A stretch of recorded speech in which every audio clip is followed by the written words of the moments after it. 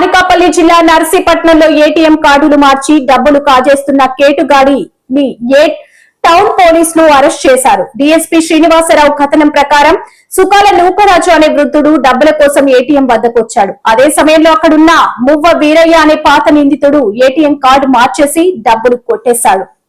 27 సంవత్సరాల వయసు ఆయన police station Narsipatnam town police station approach అయ్యారు. ఆయన బ్యాంక్ అని చెప్పేసి యూనియన్ బ్యాంక్ కి ఏటీఎం వద్దకు వచ్చారు.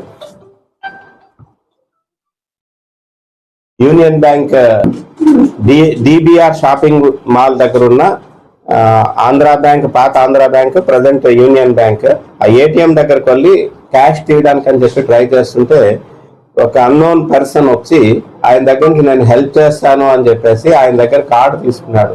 కార్డు తీసుకొని ఏటీఎం లో ఇన్సర్ట్ చేసి ఈయన దగ్గర నుంచి పిన్ నెంబర్ అడిగారనమాట. పిన్ నెంబర్ అడిగితే ఆ పిన్ ఆయన నెంబర్ చెప్పిన తర్వాత 2-3 సార్లు ట్రై చేశాడు. ట్రై చేస్తే అది రాలేదు. అయితే బ్యాంక్ లో ప్రాబ్లం ఉన్నట్టుందండి, మీరు ఇప్పుడు అయ్యేటట్లేదు, తర్వాత తీసుకురండి అని చెప్పేసి ఆయన వెనక పంపించేశాడు అనమాట. ఆయన కార్డు ఇచ్చి పంపించేశాడు. తర్వాత ఒక 3-4 డేస్ తర్వాత ఈయన మళ్ళీ వెళ్ళి బ్యాంక్కి వెళ్ళి చూసుకునేసరికి ఏటీఎం పనిచేస్తుంది. వెళ్ళి చూసుకునేసరికి ఈయన తనకు అమౌంట్ ఏదైతే ఉందో ఆ అమౌంట్ తక్కువ వచ్చింది అన్నమాట. ఎందుకు తక్కువ వచ్చిందని ఇమీడియట్ బ్యాంక్ దగ్గరికి వెళ్తే ఇలా పలానా రోజు మీ కార్డు ఉపయోగించుకున్నారు అని చెప్పేసి బ్యాంక్ వాళ్ళు తెలియపరిచారు. దాంతో ఆయన మన టౌన్ పోలీస్ స్టేషన్ కి అప్రోచ్ అయ్యారు. ఇలా నాకు దగ్గర నుంచి 15,000 రూపాయల క్యాష్ ఇలాగా ఒక వ్యక్తి ఏటీఎం కార్డ్ ఇచ్చి తీసానని చెప్తే పిన్ నెంబర్ చెప్తే ఆయన తీసేసాడండి అని చెప్పేసి ఆయన చెప్పడం జరిగింది అన్నమాట. దాని మీద కేసు రిజిస్టర్ చేశారు. ఒక స్పెషల్గా ఒక టీంని కూడా దీని గురించి ఫామ్ చేశారు. అక్కడ ఉన్న సీసీటీవీ ఫుటేజెస్ సహాయంతో ఆ ముద్దాయిని కూడా ఐడెంటిఫై చేసి ఈ రోజున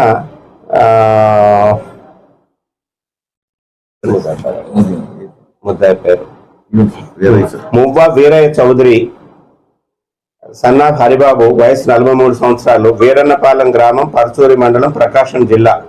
ఈయన నేటివ్ ప్లేస్ అండి అది.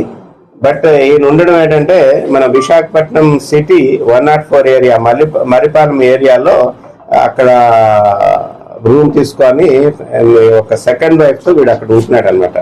అంతా మన టీం ఏదైతే ఉందో ఇన్స్పెక్టర్ గారు, తర్వాత ఎస్ఐ గారు వాళ్ళ తాలూకా ఆధ్వర్యంలో క్రైమ్ టీం అక్కడికి వెళ్ళడం, ఆయన్ని కస్టడీలోకి తీసుకొని రావడం, ఆయన దగ్గర నుంచి 15,000 రూపీస్ క్యాష్ కూడా మనం సీజ్ చేయడం జరిగింది. అట్లాగే ఆయన తాలూకా సెల్ ఫోను, ఆయన దగ్గర నుంచి ఒక 9 ఏటీఎం కార్డ్స్ కూడా మనం సీజ్ చేయడం జరిగింది. ఈయన తాలూకా ఏం చేస్తుంటాడంటే యాక్చువల్గా అక్కడ ఆ రోజు పని చేయకపోవడానికి కారణం ఏంటంటే ఆ కార్డ్, ఏటీఎం కార్డ్ ఏదైతే ఉందో ఒరిజినల్ కార్డు నేను కన్సిల్ చేసి ఈయన దాచేసి ఆయన దగ్గర ఉన్న వేరే కార్డ్ తీసుకొని వచ్చి అందులో పెడతాడు. ఇన్సర్ట్ చేసేసరికి ఎప్పుడైతే ఈ పిన్ అది పెడితే రాదు. ఆ పాత ఫేక్ కార్డ్ ఏదైతే ఉందో ఆ కార్డుని ఈయన ఎవరైతే ఏటీఎం హోల్డర్ ఉన్నారో ఆయనకి ఇచ్చేస్తారనమాట. ఈ విధంగా చీట్ చేస్తుంటాడు ఈయనకి.